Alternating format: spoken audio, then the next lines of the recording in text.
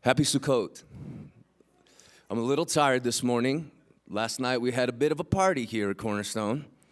Cornerstone likes to party, don't they? It was wonderful just to be in this room together, to celebrate, to eat, to dance. Brian will show you his moves after the service if you'd like to see them.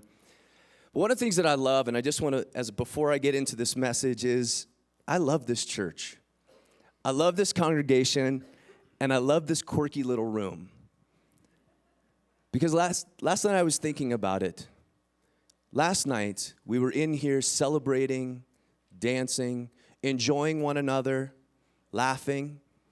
And a week ago, we were in the same room at a memorial service for our friend Medre Carpenter, who passed away. And we were telling stories, and we were singing songs, and we were reflecting.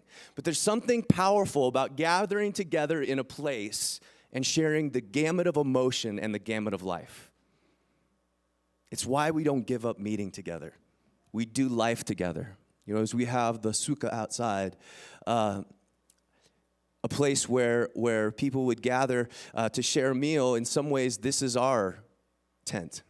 This is our place for us to gather and to share a meal and to share all the things that go on in life. And so it's one of the things that I just love to be able to reflect on what happens in this little room with this quirky group of people in Boulder, Colorado. And I praise God for that. I don't know if you know this, but there's an election coming. It might have snuck up on you. We haven't been talking about it that much. But there's an election coming on, and the news headlines have been absolutely saturated with what someone has said, what someone has done, and it's been constantly on our radars. I am on my phone, I get updates of the news, and there's constantly something pinging about the upcoming election. But what's really interesting about that is it's so saturated with what is going on with the election, important news sometimes falls off the thread, doesn't it? You don't find out about it.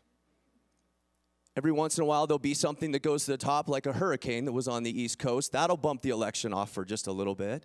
Or the internet being down for a period of time. That'll bump that talk. But oftentimes, some really great things that are important to our society and are important to our world, not that the election is not very, very important, it is, but they begin to fall off the radar. It's kind of important that the Indians are in the World Series along with the Cubs. That's a miracle right there. And the sermon, thank you. But one of the things that I find interesting that has kind of fallen off the radar is the idea and the announcement of the 2016 Nobel Prize winners. This is a big deal. The Nobel Prize is a very important award. You see, in the 1900s, Alfred Nobel, who was an engineer, a chemist, and an inventor, decided instead of taking his wealth and giving it to his family, that he would take 95% of his very extensive wealth, for he was the inventor of dynamite, and he would take that and he would set up a prize. And the prize would go to those individuals who confer the greatest benefit to humanity. He set up a prize to celebrate those who were making the greatest impact in humanity in the area of physics, chemistry, peace, medicine, and literature. And so in early October, almost to no fanfare, there was the announcement of the 2016 the Nobel Prize winners. You have for physics, Jean-Pierre Sauvage. For chemistry, J. Michael Kausterlitz. For peace, Juan Manuel Santos. For medicine,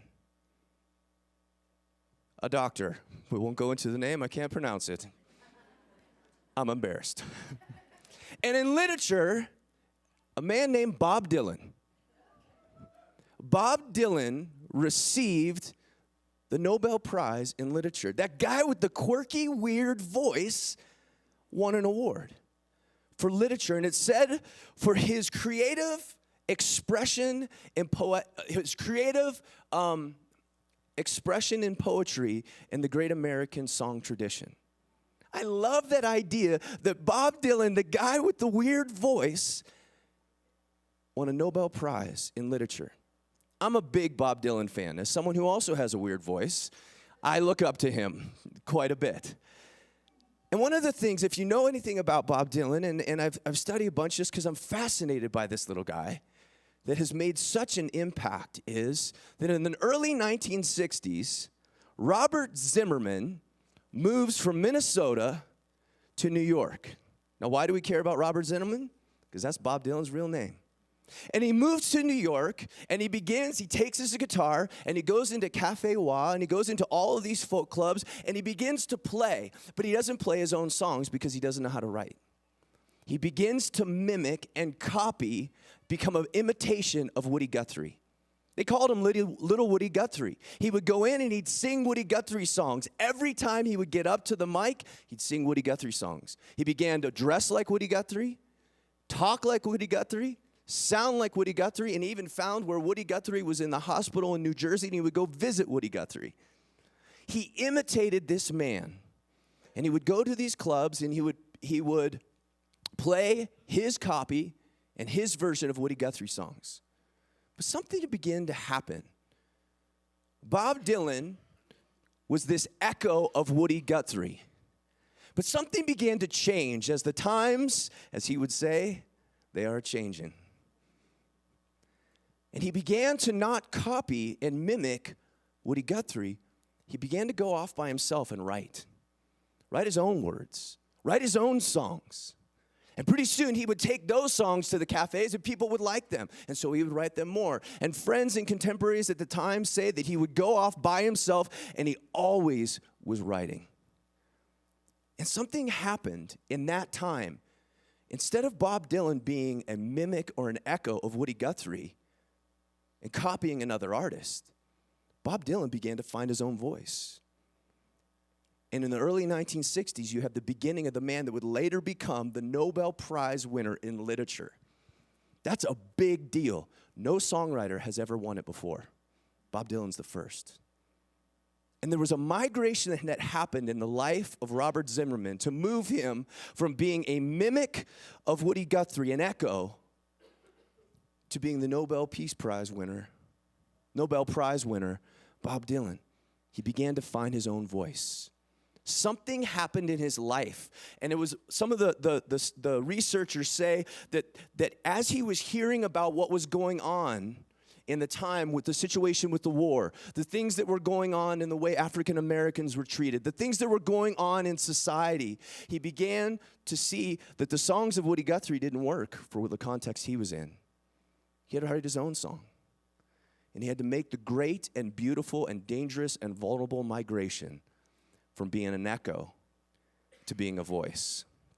I first heard of this concept of moving the migration from being an echo to a voice from the African-American philosopher, Dr. Cornel West. And there's a quote, if you'd put that up there for me, John. And I read this in his biography, and it astounded me in this language. He said, I also contrast voice with echo. True voice doesn't imitate or emulate. The radical uniqueness and sheer singularity of voice are connected to the depths of our soul and the love that abides there, should say therein. Let that soak in for a second. That's what a voice is. It's something that's deep inside, the depths of our soul, rooted in love. Doesn't that sound and resound like what happened in Genesis? When as the Spirit is hovering over the waters of creation, God, out of the depths of his being and the depths of his love, speaks a word and he says, light. And he separates light from darkness. And his voice, almost singing it out in such a way, began to create light and life. That was the voice of God, not an echo. There is a great migration as we look at God, and not just Robert Zimmerman. We look to God and see that he has created us in his image. And he has crafted us, as it says in Ephesians, to be a poem. And he's given each one of us a voice. And we're to find that voice and to use that voice. And to not just be an echo of the things that are around us, not just to be an echo of that which has happened in the past, not just to be an echo of contemporary culture or the media, but to have a unique singularity voice that resounds from a place deep in our soul that abides in love. Does that make sense? voice is more, if we move into these next slides, I'll go into echo in a second, but voice is more than just your gifts or finding out the things you like. But voice is something deep down inside that resounds in us. The definition for voice is a range of sounds distinctive to one person or a type of person or animal. Stephen Covey, the leadership guru and author, he said that voice is the overlapping of the four parts of our nature. I love that. Voice is the overlapping of the four parts of our nature: our body, our mind, our heart, and our spirit. Now contrast that to echo. Echo is a repetition of sound produced by the reflection of sound waves, a sound heard again near its source. Any repetition or close imitation as the ideas or opinions of others. If you look in Greek mythology, I'm going to try to be brief here. I like to ramble a little bit, like the character I'm going to tell you about. If you look in Greek mythology, Echo was a mountain nymph. And Zeus would go and like to hang out with other nymphs in the area, and his wife was not fond of this. And so one day, Hera was going to catch Zeus in his philandering, and on his way, Echo interrupted her and began to just incessantly chatter, talk over and over and over and over again. She loved to just talk and talk and talk. And after a little while, Hera said, "Listen, I put a curse on you. You will no longer be able to speak what is inside of you. You will only be able to repeat the last words someone says to you." And that was her curse. Isn't that what an echo is? Repeating the last thing. It's not digesting it. There is no uniqueness. It's simply reflecting a sound back to another. So how do we find our voice? I'm going to open up the discussion right now. How are we going to do this? Just kidding. I don't want to open it up to discussion. How do we find our voice? How do we make this beautiful and great migration from being an echo that simply parrots the things that are around us to being a voice that comes from a deep place? I need to pray. Would you pray with me?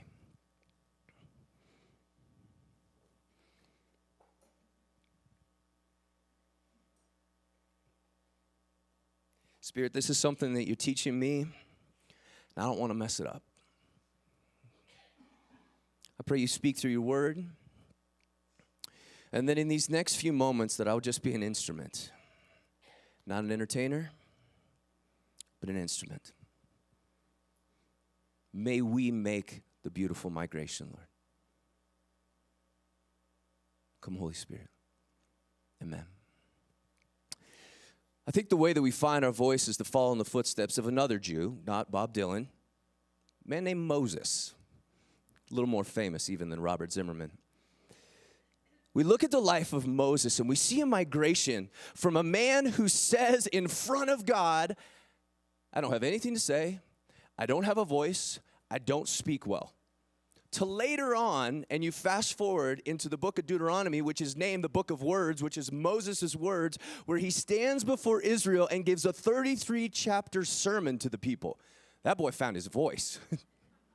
I don't have anything to say, step on up. I got some serious business to tell you, and I'm going to start from the beginning, and I'm going to get us to where we're at right now. What happened in the life of Moses, this great migration, when he was a man who was just an echo of his surroundings, to becoming a man who was the voice that God used to speak to his people and deliver them out of their iron furnace, as he says in the book of Deuteronomy?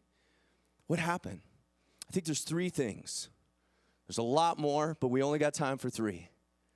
But the first thing that we see in the life of Moses is that our voice and his voice was found in the quiet. It's an irony to find our voice is not by speaking, but it's by listening. There's an irony that in finding our voice, it's in quiet, not in the loud noise. In Deuteronomy, the book of words begins with this.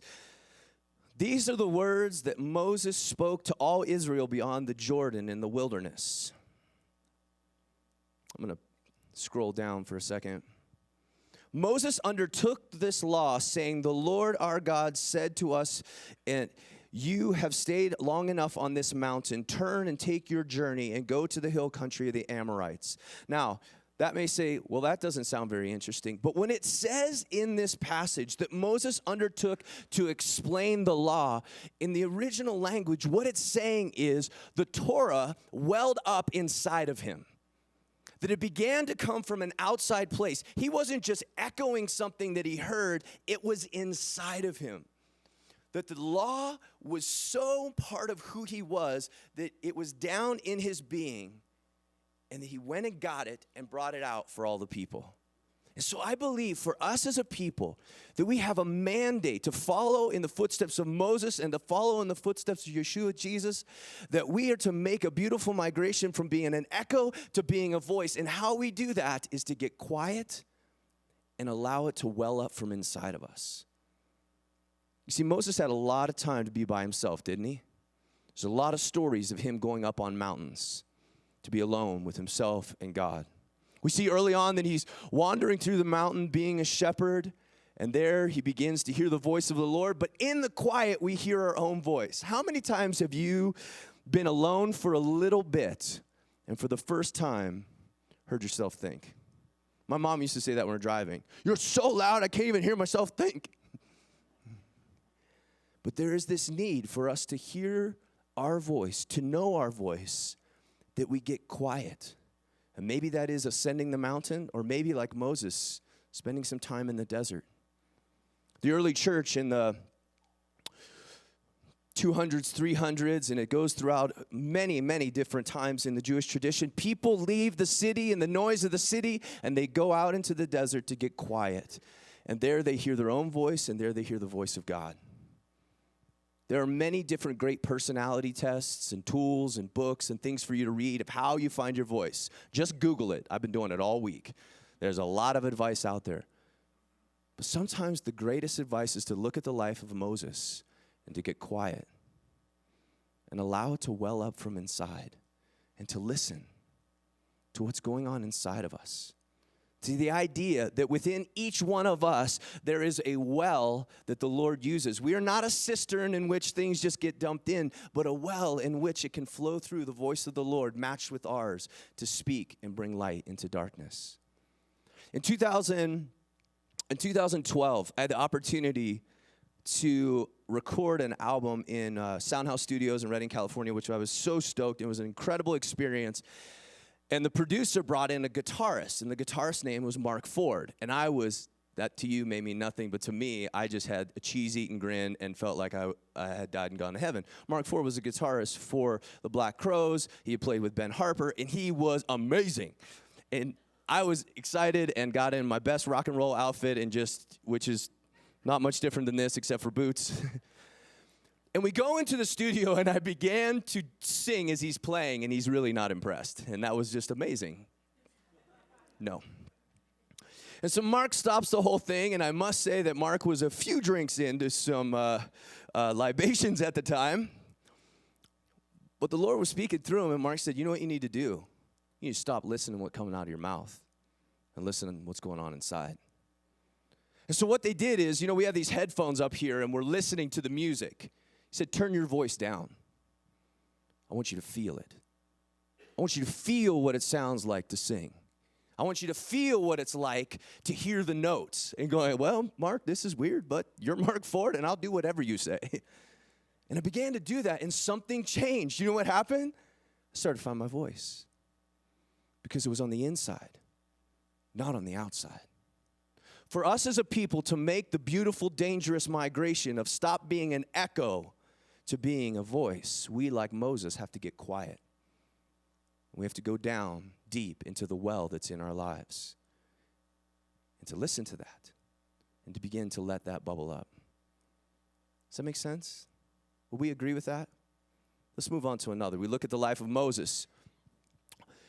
In the life of Moses, he found his voice, and his voice was forged in crisis. I love when there's not crisis. I'm not a fan of conflict. I'm not a fan of crisis, but you know what? Some of the greatest transformation in my life has come through times of crisis. I've learned more about myself in crisis than I have in the good times.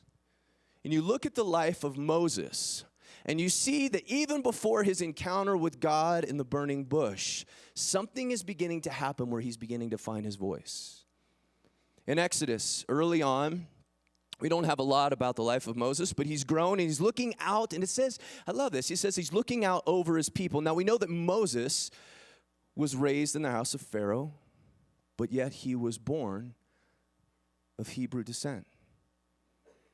That he was saved by being put in a little basket and sent down the river. We know the story.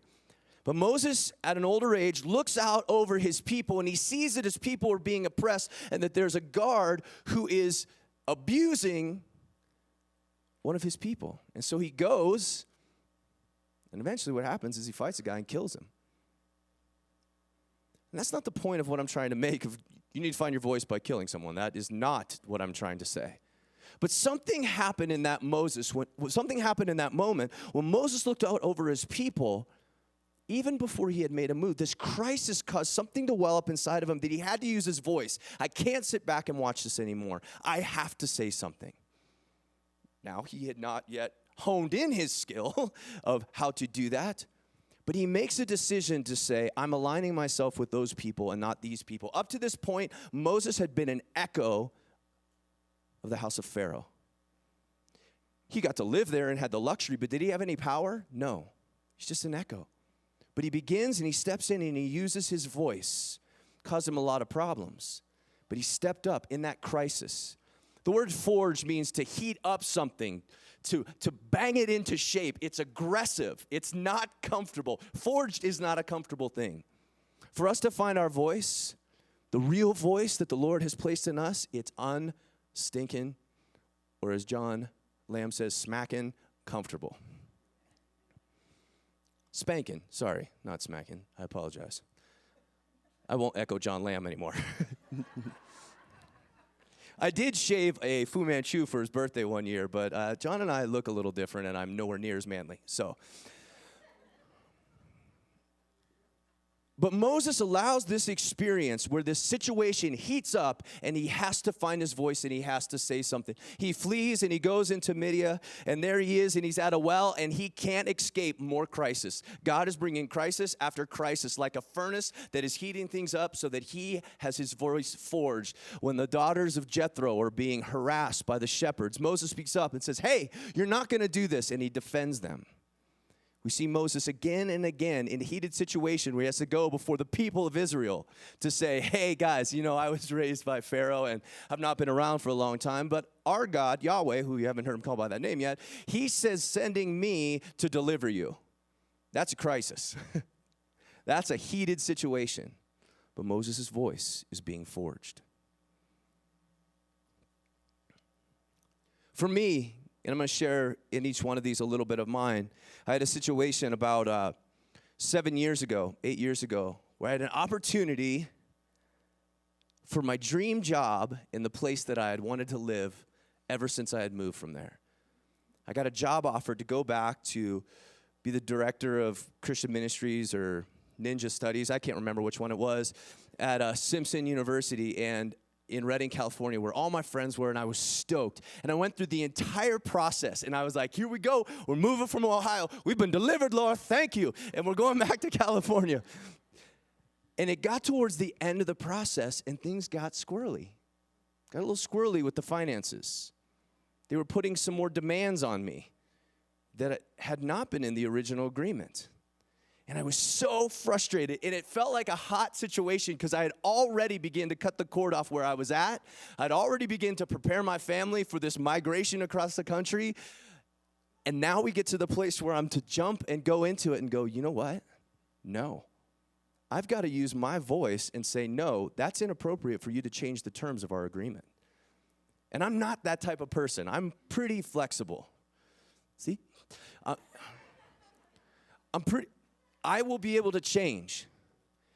But in this situation, it was saying, you know what? No, that's not fair. I have to use my voice, and had to say no to the job, and it was embarrassing. It was a heated situation, but the one thing that I learned from that is in the heat of that, my voice became more solid. Just like in the heat of those times when Moses was with the Hebrew slave who was being abused, when he was with the daughters of Jethro, when he was with the people of Israel, when he was with Pharaoh, and all of these situations, the heat of that moment began to forge his voice to be solid so that later he would be able to give a 33-chapter sermon to the people and say, get ready, God's about to do what he promised. But it was forged in those places of crisis. The last thing is, it's fueled in obedience. It's fueled in obedience. Moses continues to find, have forged, and have his voice ignited every time he begins to use it. When he has to go to the people of Israel, like I said before, when he goes and he's coming back to them and saying, Aaron, it's me and you, bro. Literally, bro. It's me and you. We got to tell them that God's going to bring the deliverer. He's bringing deliverance right now. And Moses is saying, won't you, when he's having the conversation with God, he's wagering with the creator of the universe. And he's saying, could you find someone else? Please use someone else's voice. And God's saying, no, I want to use yours. And finally, Moses just says, all right, I'll do it. And he's obedient. And he goes to the people of Israel. And they're convinced. And then he goes to Pharaoh, and he's not convinced. And then he goes to Pharaoh again, and he's not convinced. And then he goes to Pharaoh again, and he's not convinced. Then he goes to Pharaoh again, and he's not convinced. Every time he goes to Pharaoh, God would speak deeply to Moses, and Moses would say to Aaron, we got to go to Pharaoh. Aaron would speak to Pharaoh, and Pharaoh would say, no way, Yahweh, you're not leaving. You're staying right here. And so over and over again, Moses had to step into this obedience and allow his. But one of the things the Lord did in that is every time he said there'd be a plague, there would be. And it got closer and closer. And with every inch of obedience, Moses is moving from being an echo to having a deep voice and trusting to the Lord. I love when you read in Exodus because it goes through all of these chapters. It's God speaking to Moses, Moses speaking to Aaron, Aaron doing the talking. And then in chapter 13, something changes. Moses steps up and he says, everybody get ready, for today is the day the Lord is going to deliver us. And Moses is now 13 chapters in, found his own voice, and he speaks to the people, not just Aaron. Why? Because there's been 13 chapters of being obedient to allow his voice to grow and to be fueled. I believe that in this room, each and every one of us has been given a voice by God that is unique. And it's beautiful. And it is rooted in the depths of our soul. Our voice articulates our soul. And that we have a mandate to use that voice. Abraham Heschel, who I love, and I'm going to paraphrase this and hopefully not butcher it. What he says is, the heavens declare the glory of God, but their voice is inaudible and silent. Man is to be that voice, to articulate what the heavens are declaring. Each and every one of you are to be, and me, are to be that voice. We're not an echo of our culture. We're not just an echo of our experiences. We are not just an echo of what we say up here, but we have a unique voice that is to be found in the quiet, forged in the crises of our lives. You know what I love? The fact that God uses crisis to bring about great change. There's a quote that my dad always talks about from Corrie ten Boom, and she said that the place of greatest pain can become the source of greatest blessing. Sometimes that crisis is the gift to you finding your real voice. This obedience thing is really fascinating for me. When we're okay on time. I sing for a living, which is really, really funny and ironic. Because if I told you how many people told me you shouldn't have done that, I'd have a lot of people. When I was in college, I was saying I want to be a worship leader, and they said, well, you can talk, but you don't want to sing, do you? I came home one day and told them, my family, that I had a singing part in something, and they said, why did they ask you? We don't have to cry. I'm in really good company with Bruce Springsteen and Bob Dylan, and I don't mind. But the one thing that happened in this is Before I could even sing or knew I could sing, the Lord spoke to me one day, and I seriously heard him. And he said, Aaron, I've placed my song in your heart to sing to me and lead others to sing to me. And from that moment, it became an issue of obedience, not talent. And so I know my voice is weird and quirky, but I got to do it because it's the one the Lord has given me. And when I was 23 and got my first job as a worship pastor and couldn't sing, and they're going, oh, whoops, that was a mistake, and terrified, the Lord began to show me that I'm not going to gift you before you step out in obedience. You're going to have to open that mouth before I give you the words to speak. In our lives, there is risk to use your own voice, isn't it? There's some great shows about music on TV called What? The Voice. Not a lot of songwriting on that. Some. American Idol. It's good. It's entertaining. But one of the things for me that I kind of chafes me just a little bit, and I'll be on soapbox for a second, is that's talent. But if they found their voice, not just the sound, but the thing that comes from deep. And some of them have. And some of them haven't. But how do we be a people who are followers of Jesus the Messiah, who've been crafted in the image of God, who've been created as a poem, move from being an echo, sounds like everything else and just repeats, to the singularity and the uniqueness and the beauty of your voice that comes from a deep place of love? The world needs your voice. The world needs my voice. The world needs us to speak into darkness and bring light. The world needs us to speak into areas of death to bring life. And that comes from our voice. For the next 5 minutes, I'd like to spend a little time hunting down our voices. You okay with that? So what I'm going to do is I'm going to pray. I'm going to grab that little guitar over there. And we're just going to sing. Simple song. And I want you to do something incredibly weird. You ready for it? I want you to put your hands over your ears. Because I don't want you to hear the voices around you. I want you to feel what it sounds like when you sing. Feel that vibrations. Hear your own voice, the quirkiness, the weirdness, when it's great and when it's bad. It don't matter. We need your voice. We need you to move from being an echo to a voice. I need to move from being an echo to a voice. This church needs to not just be an echo of what's going on around us, but to have a unique voice that is ours. And that's our whole elements. That's our whole confluence. That's our whole value of generations and all those things, is to say this is who we are and this is our voice. You know what? Boulder needs it. And this world needs it. We've got a job to do.